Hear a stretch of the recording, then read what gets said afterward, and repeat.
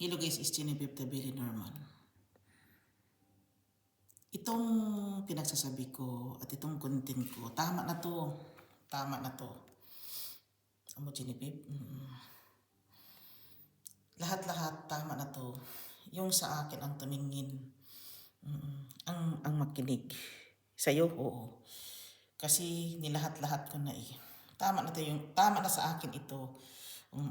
Kung hindi man sila nakakaintindi, ayaw nilang umintindi. Kasi nagtagalog ako, mga Swedish naman sila. Yun dahil parang naintindihan naman nila ako. Tapos Genevieve, hindi natapos guys.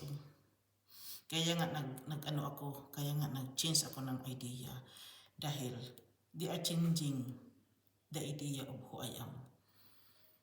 Hindi ko papayagan yun. I will not allow myself na sila yung mag-change ng pagka-ako. Dahil hindi nga nila na-change yung sa kanila eh.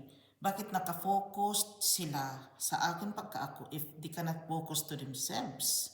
Ang bobo-bobo naman ninyo.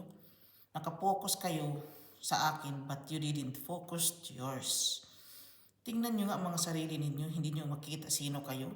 Tapos kung makapanghusga kayo sa isang katulad ko, na ano na raw yung bahay nila, the neighbor, o the guest, o hindi ko maintindihan, basta yung nagrinta sa bahay namin, parang ako inakusahan dahil Pilipina ako. Ano ba yan?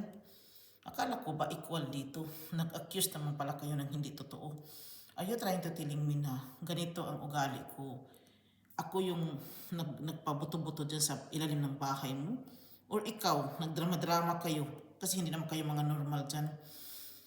Lahat ng mga sinasabi ko, guys, tama na lahat yun. Guys, dito na lang ako. Maraming salamat. Bye.